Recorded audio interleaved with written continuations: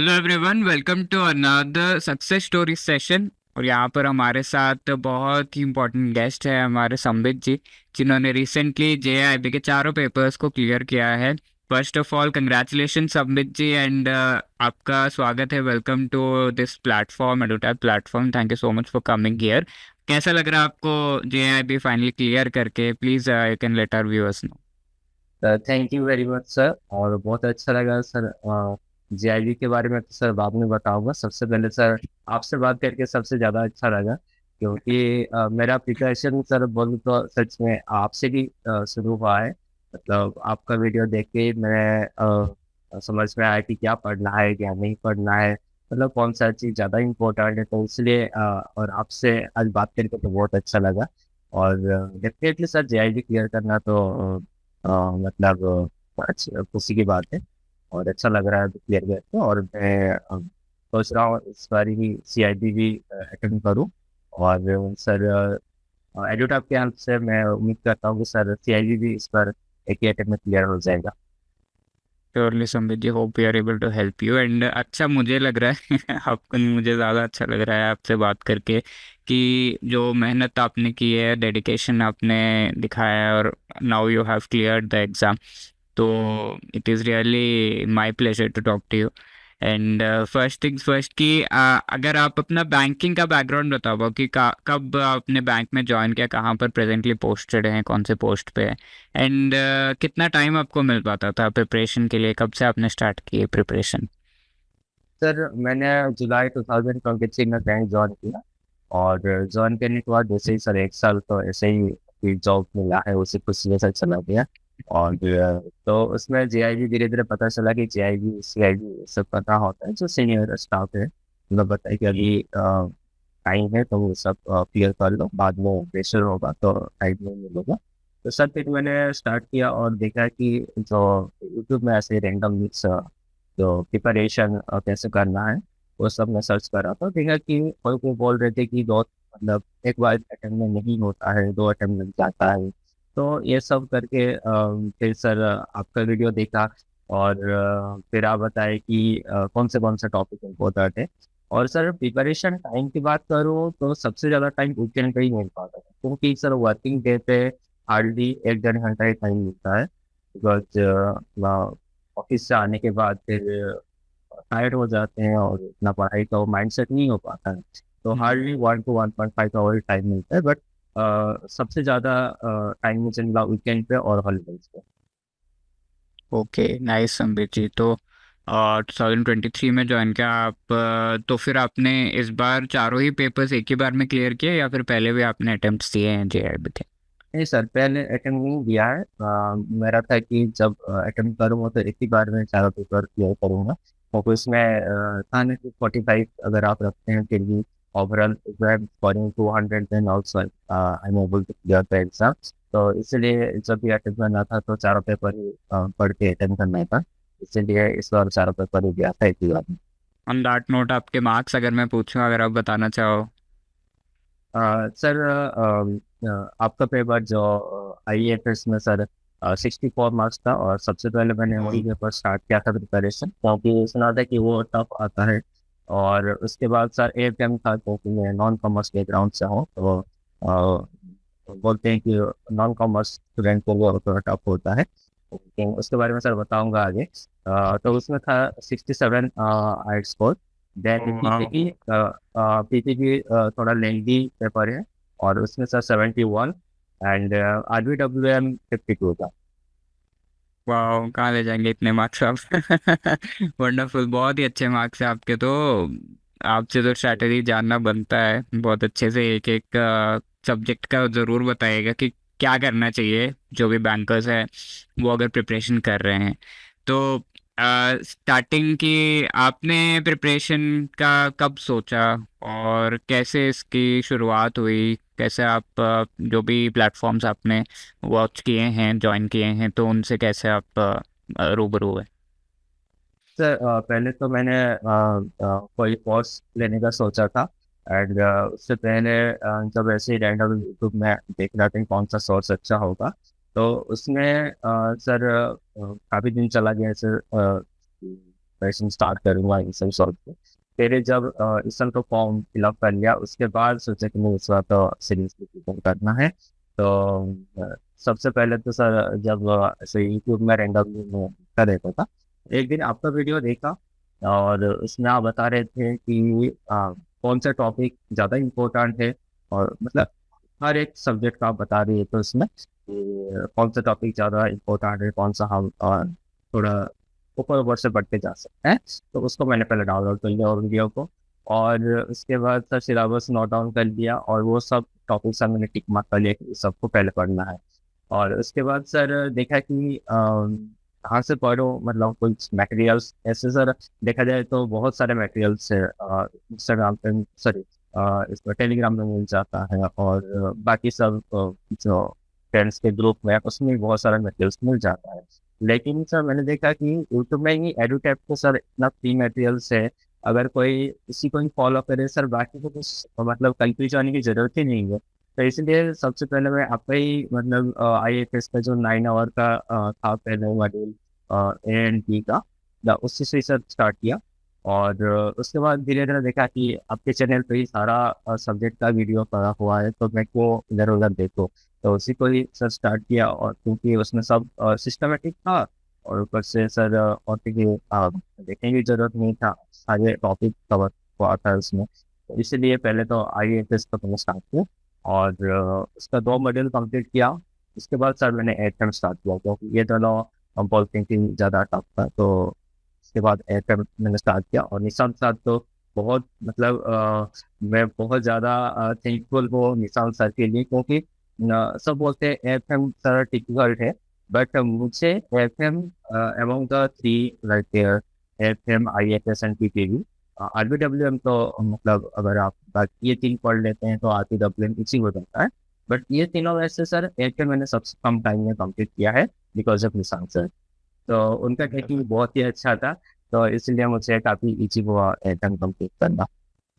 Wow तो non commerce background और फिर AFM में सबसे जल्दी कंप्लीट किया, आई थिंक सबसे ज़्यादा मार्क्स भी है। नहीं सर, PPV में सबसे ज़्यादा है, बट FM हाँ, में भी काफ़ी अच्छा बात 67 आपने बताया था आई थिंक। है। एक सर सर ओके वाओ। तो 67 तो काफ़ी मुश्किल है, लेट मी टेल यू। इस बार का जैसे AFM का पेपर था वो टफ था, तो it is really difficult to get that marks. And सभी में मार्क्स जैसे हम समित जी का देखें तो काफ़ी अच्छे हैं चारों पेपर्स में। RBWM थोड़ा सा डिफिकल्ट था, आई थिंक थोड़ा सा 50s पे रह गया, वरना तो ये भी 70 के पार ही जाता। तो इट इज़ रियली ग्रेट। तो ईच जैसे आपने बताया कि आपने तो आई कैन सी कि एक ही सोर्स को फॉलो किया है। एंड जी सर, मैंने एक ही सोच को सिर्फ एडिटर को ही फॉलो किया है, और दूसरा कुछ फॉलो करने की जरूरत नहीं पड़ा। और आपको सर सबसे अच्छा लगा कि हर एक क्लास के बाद मतलब जो भी टॉपिक पढ़ा है उसका मतलब बीच बीच में तो क्वेश्चंस होता ही है, और वो टॉपिक के बाद भी सर आप क्वेश्चन करवा देते हैं, तो ओवरऑल टॉपिक पूरा रिवाइज हो जाता है। तो अगर सुनने का टाइम मतलब वीडियो देखने टाइम थोड़ा भी माइंड इधर उधर होता है, तो फिर वो सब रिकॉल हो जाता है। तो वो काफ़ी अच्छा था सही। नाइस। तो रियली हमें भी बहुत अच्छा लगा कि आपके सक्सेस जर्नी का हम थोड़ा सा पार्ट बन पाए। तो स्टार्टिंग विथ AFM ओनली, जैसा आपने कहा, इज़ द वीडियो वॉचिंग जो आपने कहा, इज़ दैट इनफ, या फिर जैसे कई लोग और भी हैं जो नॉन कॉमर्स बैकग्राउंड है, एक मिथ रहता है कि इस बार नहीं होगा। तो पहली चीज़ तो आप वो मिथ तोड़ तोड़ रहे हैं कि फर्स्ट अटेम्प्ट में नॉन कॉमर्स बैकग्राउंड वाले का चारों पेपर्स क्लियर होना पॉसिबल नहीं है, ये कई बार कहा जाता है। तो वो चीज़ जैसे संबित जी एकदम क्लियरली यहाँ पे तोड़ रहे हैं। जो भी ये सेशन देख रहे हैं, please do not think like that. First attempt में आप चारों पेपर्स बहुत ही आराम से प्रॉपरली क्लियर कर सकते हैं, राइट। तो फर्स्टली AFM की अगर हम बात करें, तो आपने कहा कि वीडियोस वो सब देखे हैं, and did you practice any other MCQs या फिर कुछ और भी किया, या फिर दैट इज़ इनफ? सर मैं तो कहूँगा कि वीडियो ही एनफ है, और उसमें एक्चुअली बहुत सारे फॉर्मूला, अगर आप दूसरे कुछ मटेरियल देखें, मैंने देखा भी है, तो उसमें बहुत सारे फॉर्मूला इवन एडुटैप का भी मतलब मटेरियल प्रोवाइडेड है ऐसा थीम है आपका साइट में, कि उसमें एफएम का सारे फॉर्मूला लिखा हुआ है। लेकिन सर जैसे निशांत सर समझाए हैं कि अगर आप वो मतलब फ्यूचर वैल्यू को जैसे जो मेथड में निशान सर जिसमें पता है, अगर वो मेथड कोई फॉलो करता है तो दूसरे बहुत सारे फॉर्मूला उसमें एलिमिनेट हो जाते हैं। तो उसी टेक्निक से ही बहुत सारे न्यूमेरिकल सॉल्व हो जाता है। और सर और एक चीज़ मैं बताना चाहूँगा सबको कि कैलकुलेटर मस्ट लेके जाए, जो मैंने गलती किया है। और उसके वजह से मेरा आरबीडब्ल्यू में स्कोर थोड़ा कम हुआ है, क्योंकि इसमें बहुत सारा न्यूमेरिकल था एंड आई डिडंट एक्सपेक्ट कि आरबीडब्ल्यू में इतना न्यूमेरिकल आएगा। और मैंने मतलब कैलकुलेटर ना लेने की वजह से आरबीडब्ल्यू का स्कोर मेरा कम आया है, क्योंकि जो सिस्टम में होता है कैलकुलेटर वो यूज करना काफ़ी टाइम टेकिंग होता है, इसके वजह से थोड़ा मैंने प्रैक्टिस चाहिए उसके लिए। हाँ सर। तो इसलिए कैलकुलेटर लेके जाना हर पेपर में ये काफ़ी हेल्पफुल रहता है, जो मैंने गलती किया है। अदरवाइज एएफएम और आरपीडब्ल्यू में मेरा मेरा स्कोर और भी ज़्यादा हो सकता था। वंडरफुल। तो ये बहुत ही प्रैक्टिकल टिप दे रहे हैं संबित जी की कैलकुलेटर आपको डेफिनेटली जो है लेकर जाना है, वरना आप बहुत बड़ी गलती कर रहे हैं, आपका स्कोर डाउन हो सकता है। एंड ये स्कोर अगर वो 50 वाला मार्क के आसपास है, 45 वाला मार्क के आसपास है, तो बहुत ही बड़ी गलती है। एक और अटेम्प्ट आपको लग सकता है। तो please take the calculator for sure. चारों पेपर्स में पता नहीं आईएएफएस में भी कुछ फॉर्मूला कहीं से निकाल के वो पूछ ले, तो you should have the calculator ready in all the 4 papers. This is one very practical tip जो आपको याद रखनी चाहिए। तो अब एएफएम की तो बात होगी, जैसे आई एंड आईएफएस है, इसकी प्रिपरेशन आपने, क्योंकि आप कह भी रहे थे कि ये थोड़ा डिफिकल्ट आता है ऐसे सुनना है, तो आपने किस तरीके से की, और आपको किस तरीके का कॉन्फिडेंस आया, एग्ज़ाम देते हुए कैसा लग रहा था?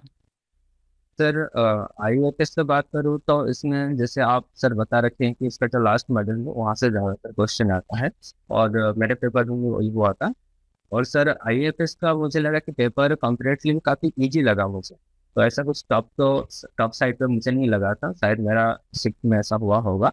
बट क्वेश्चन काफ़ी मॉडरेट टू इजी साइड पे था, और काफ़ी छोटे छोटे क्वेश्चन थे। 0.5 मार्क का क्वेश्चन मुझे लगा ज़्यादा था, और 1 मार्क का क्वेश्चन था। 2 मार्क का क्वेश्चन इसमें बहुत कम था मेरे सिक्स में। और इसलिए मुझे एग्जाम में बहुत डिफिकल्ट नहीं लगा, जितना कि मुझे टीपीटी लगा था। टीपीटी तो काफ़ी लेंथी क्वेश्चन था सर। बट आईएफएस मुझे काफ़ी इजी लगा था। और बाकी सारे जो आप टॉपिक बताए थे कि ये सब इम्पोर्टेंट है, ये सब देख के जाना है, तो मोस्टली क्वेश्चन इसमें से आता, मॉड्यूल डी और मॉड्यूल ए सब चला था। Nice, wonderful. तो यही है कि आ, जैसा भी डिफ़िकल्टी लेवल हो, प्रॉपर अगर आपने प्रिपरेशन करी है तो you will definitely clear, and that comes out. अगर आप पीपीबी का देखो तो पीपीबी में इनके, क्योंकि पेपर भी थोड़ा डिफ़िकल्ट साइड पे था, लेंदी था मेनली, तो देने में, और वहाँ पर कोई भी जो एग्ज़ाम दे रहा है उसका जो कॉन्फिडेंस है डाउन हो जाएगा कि इतना बड़ा क्वेश्चन है, इतने बड़े ऑप्शंस है, कैसे पढ़ो, टाइम लगेगा, ऐसे करके। तो आपका क्या पीपीबी से रिलेटेड अप्रोच रहा प्रिपरेशन का, एंड एग्ज़ाम टाइम पे आपको कैसा लग रहा था, क्योंकि पेपर वाज डेफिनेटली लेंदी, तो क्या टिप्स आप देंगे पीपीबी के? सर पीपीबी में मेगा मैम ने हर एक टॉपिक को सर अच्छे से समझाया हुआ है। और मतलब उसमें अगर आप कोई वो वीडियो को, मतलब मैंने तो पहले एक बार वो वीडियो सब देखा था, उसके टाइम एग्जाम से पहले मैंने रिवाइज किया था सबको 1.5x में। तो बस 2 बार मैंने हर वीडियो देखा है। और वो एक्चुअल में पीपीबी काफ़ी लेंथी है, उसमें कुछ न्यूमेरिकल नहीं है, आपको बहुत सारा चीज़ याद रखना है। तो जितना रिपीटेडली आप रिवाइज करेंगे वो याद रह जाएगा। एंड सर पेपर की बात करें तो yes it was moderate to difficult. Difficult in the sense मतलब क्वेश्चन काफी लेंथी था। मतलब अगर कोई क्वेश्चन मतलब पहले भी देख के गया है या प्रैक्टिस करके गया है, और एग्जाम में वो क्वेश्चन देखेगा तो उसको डर लगेगा कि इतना लंबा क्वेश्चन है, कितना टाइम लग जाएगा। बट सर मैं जब एग्जाम दे रहा तो मैं भी नर्वस था, मुझे लगा कि मेरा सबसे खराब पेपर जाने वाला है, क्योंकि हार्ड में था। बट सर जब मैंने सबमिट किया और the result was 71, I was like जो सबसे टफ पेपर, मतलब सबसे डिफिकल्ट लग रहा था, उसमें सबसे ज़्यादा तो स्कोर हो पाया। क्योंकि सर अगर कोई पेशेंट को, मतलब पेशेंटली क्वेश्चन को धीरे धीरे पढ़े और समझने की कोशिश करे तो क्वेश्चन डिफिकल्ट नहीं था, बट लेंथी था। यस, तो द की इज़ कि आप पेशेंटली वहाँ पर प्रॉपरली बैठ के समझने की कोशिश करिए, कॉन्सेप्ट्स क्लियर है तो जितना भी डिफिकल्ट हो, जितने भी सरप्राइजेस आया भी है हमें दे दें, हम डेफिनेटली क्लियर कर पाएंगे। एंड संबित जी, यहाँ पर आप एकदम जो है एक बेस्ट एग्जांपल है कि what ever might be the situation exam का, अगर हम अच्छे से प्रिपेयर करके कॉन्सेप्चुअली क्लियर जा रहे हैं तो डेफिनेटली विल क्लियर।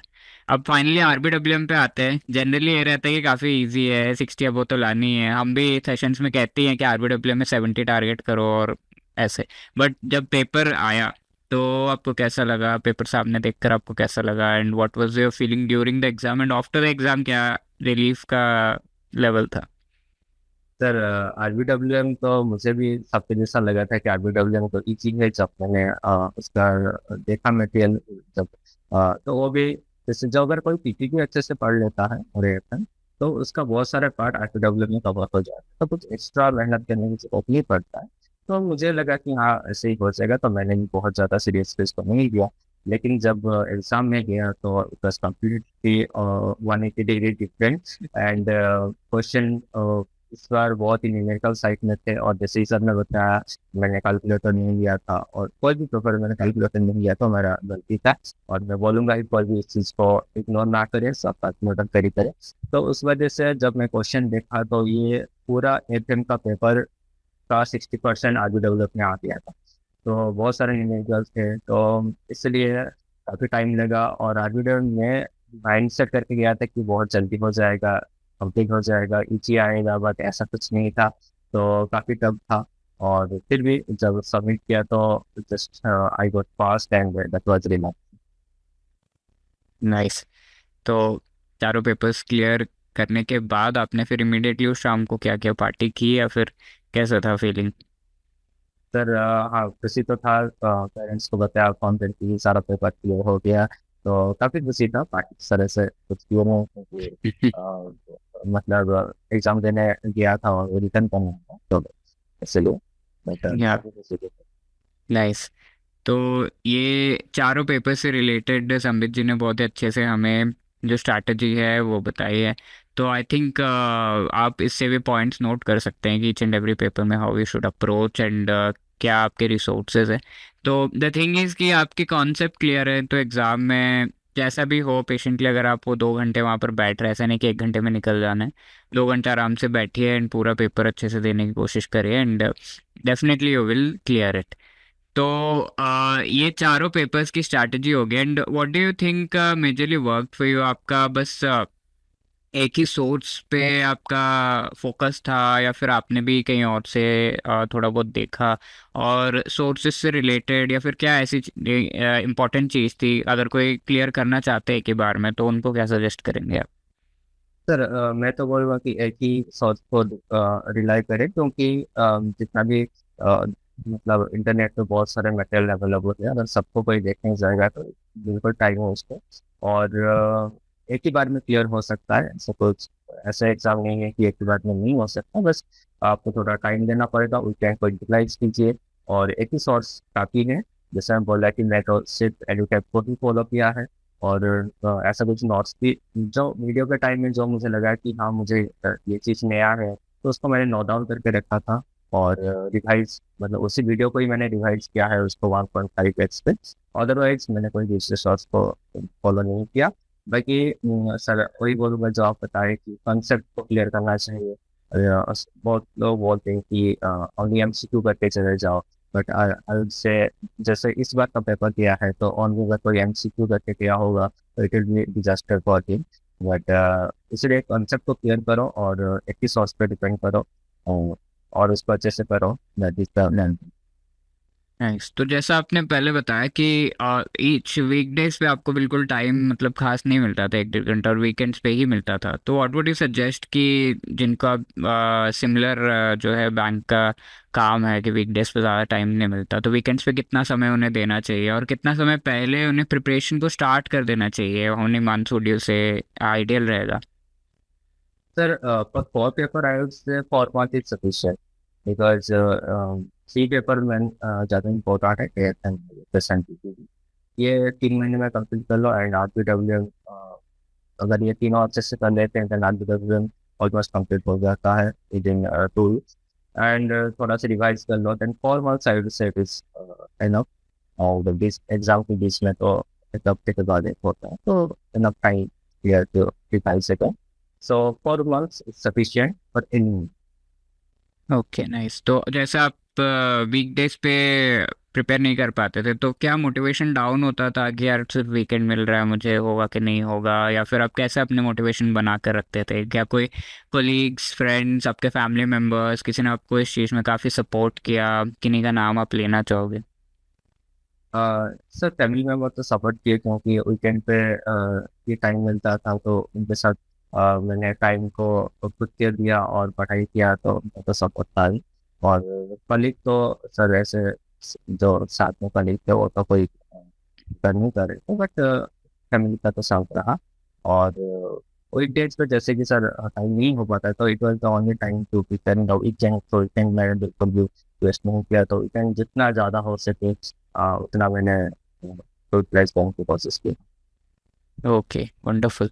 तो आपके प्रिपरेशन के टाइम पे क्या कुछ चैलेंजेस आपको लगे, आपने फेस किए, और उन चैलेंजेस को कैसे आपने ओवरकम किया? कुछ आप मेंशन करना चाहेंगे ताकि बाकी लोग जो उनके भी प्रिपरेशन में काफ़ी चैलेंजेस होंगे वो भी रिलेट कर पाएंगे, and they will be able to overcome them. Sir challenges मुझे वही लगा कि यूजली स्टार्ट नहीं करते, और जो भी स्टार्ट करते हैं उसको सीरियसली नहीं लेते। अदरवाइज मतलब सब्जेक्ट इतना डिफिकल्ट नहीं है, और अगर कोई मतलब कोई सिंगल सोर्स को और स्पेसिफिकली अगर एडुटेक को फॉलो कर रहा है, तो उसमें मुझे नहीं लगता कि कोई चैलेंजेस होने वाला है, क्योंकि वो जितने भी फैकल्टी है और बहुत अच्छे से समझाते हैं, तो मुझे नहीं लगता ऐसा कोई चैलेंजेस है। बस खुद को डेडिकेटेडली टाइम देना चाहिए, और जितना भी फ्री टाइम मिल रहा है उसको यूटिलाइज करना चाहिए। अदरवाइज अगर को ऐसा कुछ चैलेंजेस होने वाला है बस वो तो। तो डेडिकेशन, कंसिस्टेंसी, 4 महीने आपको जो है देने हैं, if it all only weekends पे आपको टाइम मिल रहा है, तो utilise it to the best, because weekends होते हैं, वीकेंड्स का मतलब ये होता है कि थोड़ा रिलैक्स करो। तो वो चीज़, वो मोड में नहीं रहना है, अब जब देना है तो आपको अच्छे से प्रिपरेशन करना है, एंड आप प्रिपरेशन के थ्रू ही उसी चीज़ को थोड़ा मतलब अच्छा तरीके से करना चाहते हैं, तो have a mentor and classes वगैरह अच्छे से आप, और उसका एमसीक्यूज ये सब दे रहे हैं, तो आपको वही काफ़ी रिलैक्सिंग भी लगेगा। And finally Sambit ji, thank you so much, आप हमारे प्लेटफॉर्म पे आए, एंड इसके साथ अगर आप जो फ्यूचर में बैंकर्स हैं, ये एग्ज़ाम को देंगे, जो एस्पिरेंट से डीबीएफ देंगे, तो उनको आप क्या एक सजेशन देना चाहोगे कि हाँ इस तरीके से आप प्रिपेयर कर सकते हैं? फाइनल उनके लिए क्या मैसेज रहेगा? Sir thank you very much, आप मुझसे इनवाइट किए, और एडुटेक का काफ़ी ज़्यादा कंट्रीब्यूशन है मेरा इस एग्जाम क्लियर करने में। बाकी सर सबको मैं ये एडवाइस दूंगा कि आप कोई भी सोर्स को फॉलो करें, इस सोर्स को फॉलो करें, बिकॉज बहुत सारे मटेरियल्स हैं, और बहुत सारे मटेरियल फॉलो करके मतलब बहुत ज़्यादा कुछ फायदा नहीं होने वाला है, उससे आपका टाइम ज़्यादा किल होने वाला है। So rely to any one source, and you have to like you have to utilize the full time, like आपको टाइम मिल रहा है just utilize कीजिए, और that's enough। या तो finally utilise the entire time, consistent preparation, and main चीज़ है थोड़ा सैक्रिफाइस तो आपको देना पड़ेगा, जैसे संबित जी ने भी वीकेंड्स अपने जो है पूरा इसमें लगाया, एंड जैसे वो बता रहे हैं कि पूरा मतलब जान लगा दिया वीकेंड्स पे कि करना ही करना है इस चीज़ को। तो thank you so much, whole lot of learning from you Sambit ji. I hope सारे जो एस्पिरेंट्स है बैंकर्स एग्ज़ाम दे रहे हैं उनको कुछ ना कुछ आपके प्रिपरेशन जर्नी में से लगा होगा which they can adopt in their preparation. तो once again congratulations on clearing JAIIB exam, and all the best आगे सीएआईबी के लिए, एंड बाकी जो भी आप एग्ज़ाम्स थे, may God make you completely successful in your